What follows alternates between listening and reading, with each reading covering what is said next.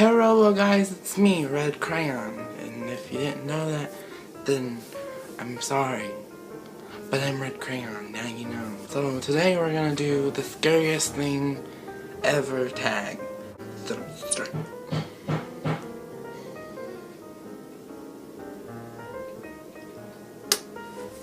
Like a camel. Numero uno, scariest real life experience. That. I'm gonna say, almost dying in our rapids, and everybody that was there was like, oh, you didn't almost die, you're just over-exaggerating. And I'm like, it wasn't you that went through that, okay? You're just jealous because you have a better story than you. You're the person who threw people out of boats when I was the one being drowned by rapids. Like, it was a very traumatic experience.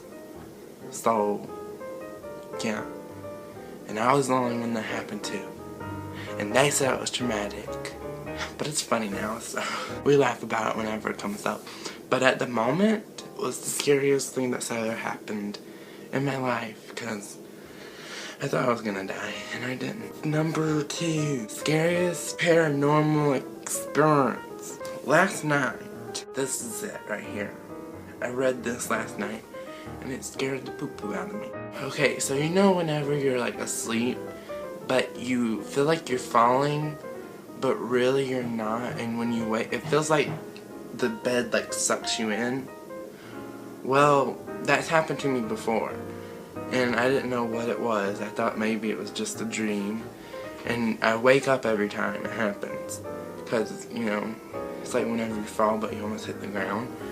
Well, last night I was reading, no, I don't know why I read this, because it freaked me out, and it happened to me last night. It's whenever a ghost tries to possess your body, and your body rejects it. So, last night when it happened, and I had just read that, I could not go back to sleep. And so, yeah. It wasn't a very fun experience after I found out what it was about that happened. I don't know if it just says that to scare people or what, but it got me if it's just fake. Apparently a ghost wants to possess my body, and I don't want it to. No one wants a ghost to possess their body. I got Jesus watching out for me. That's why they can't get me. Jesus is behind me right now. He is watching over me as I make this video. He's protecting me from the dark spirits of the underworld. Number 3, have you ever known anyone convicted of a violent crime? Not personally, no.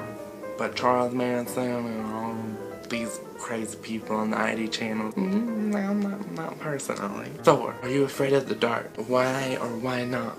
Yes, I'm afraid of the dark. Especially when I can't go to sleep at night. And I can't have my TV on because it's a school night. And I'm freaking out because it's dark. And I can't go to sleep. And I feel like something's watching me.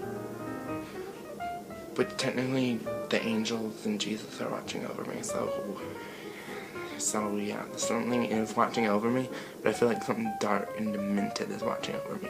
And I do not like it. Number 5, does your hometown have any scary stories or legends?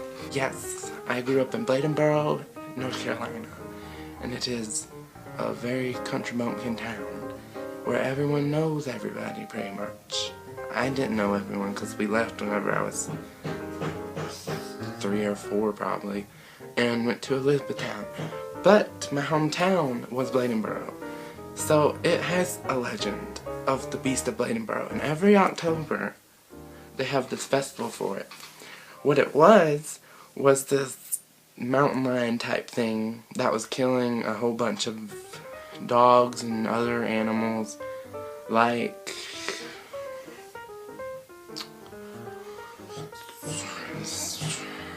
rabbits. And a whole bunch of people didn't think it was real, like a paranormal thing. But people say that Bladenboro doesn't have like mountain lions. Unless there was a mountain lion that was lost to slightly, then